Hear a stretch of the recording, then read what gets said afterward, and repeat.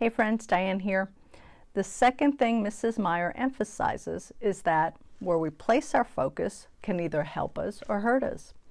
If we focus on trying to get rid of our bad habits, and we all have them, then all our attention will be on that bad habit. As a result, we will actually end up doing that bad habit more instead of letting it go, since whatever we focus on, we magnify or make bigger so that it has more influence over us. So instead, she wisely says we must focus on creating good habits so that there will be no room for the bad habits. Good habits have the power to defeat the bad ones, she says. She gives a quick example we can all relate to. When we are focused on dieting and what we cannot eat, all we end up thinking about all day long is food. So instead, we should use our time to build healthy habits, like being active by walking or signing up for a dance class. It's like Romans 12:21, which says, "Do not be overcome by evil, but overcome evil with good." This also takes me back to one of my favorite verses in the Gospel of John. John the Baptist is talking about how Jesus and his message must become greater, and he, John, must become less important.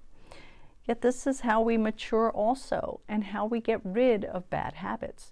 We begin to act more like Jesus, who only had good habits, by the way, because they all revolved around God's love.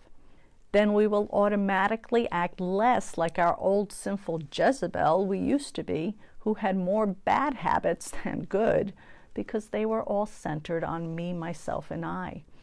The good will crowd out the bad until the good is all we've got. Well, that's the goal anyway.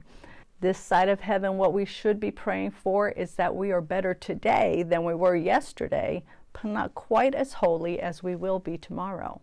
It's a process, and since we are children, we will always need to improve our attitudes and actions.